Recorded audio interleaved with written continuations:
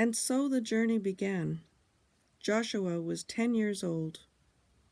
Suddenly he heard the tin bluishin, I don't know how to say that word, of the bells as they rolled in the waves in the air, leaving goosebumps on his skin, sounding with the richness par with the haunting music of Sherbert's Ave Maria.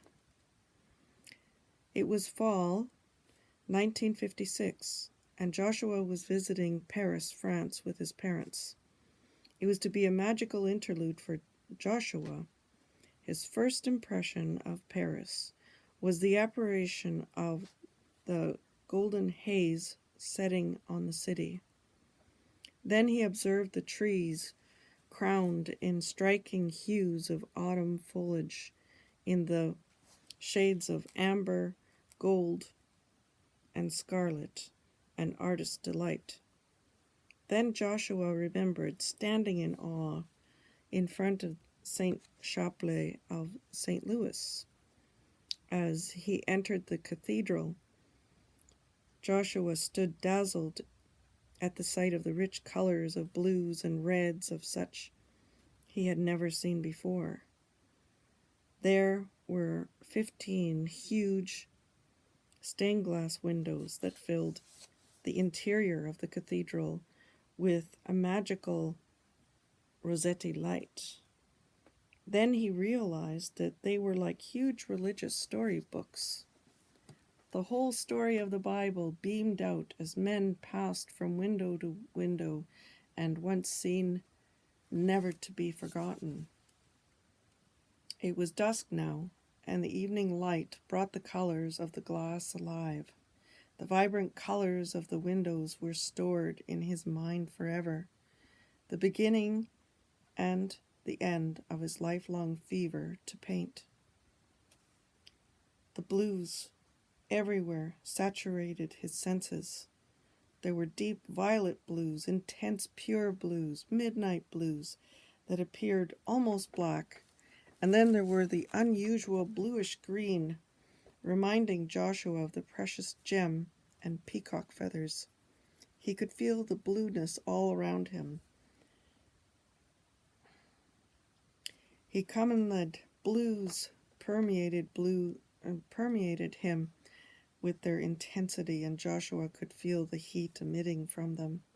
As he gazed his fill, he thought of the deep scarlet color of cardinals and the vivid red of the luscious insides of ripe strawberries. He also noticed the bright purplish reds and deep red colors that with slight tinges of blue, and the rich red ruby color reminding one of the fine red wine. Joshua remembered telling his friends back home that he saw a story in a church of beautiful colored glass, and that when he grew up, he was going to be an artist and draw that story. And he did. And Joshua traveled on, pausing a while as he sat in a boat with its soothing rhythm, a sort of low, lulling and roll that gently rocked him. Joshua could hear the protesting murmurs of the waves and feel and taste the sting of the salt air as it cleaved to his skin, giving him sensations of a sea spray once more. It was August 1972.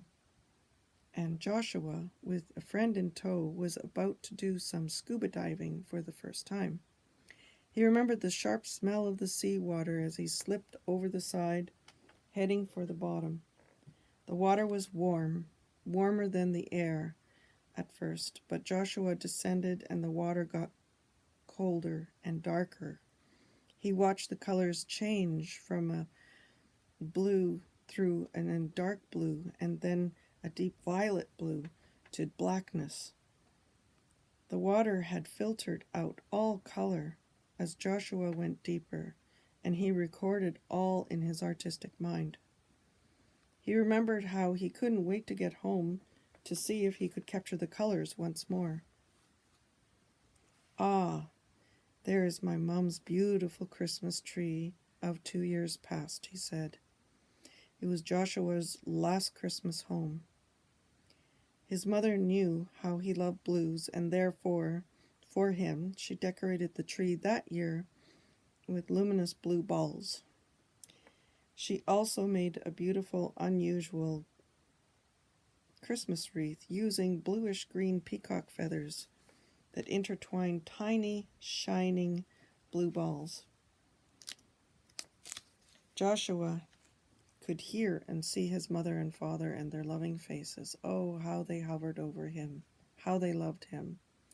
As Joshua continued down the path, he could see the soft, unreal, iridescent play of pearly light reflecting on the opalescent blue oval-shaped womb.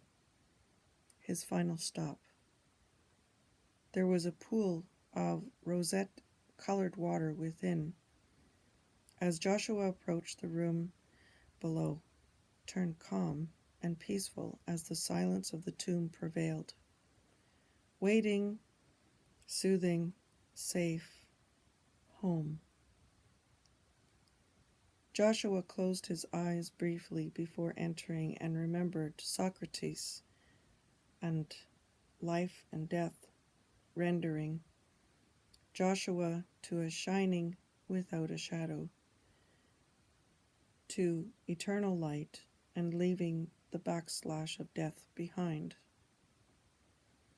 The landlord of the building, not having seen Joshua for some time now, decided to summon Joshua's parents. Arriving at the loft, Joshua's mother's eyes immediately drifted down the path above, with all the paintings coming alive for her, and she remembered.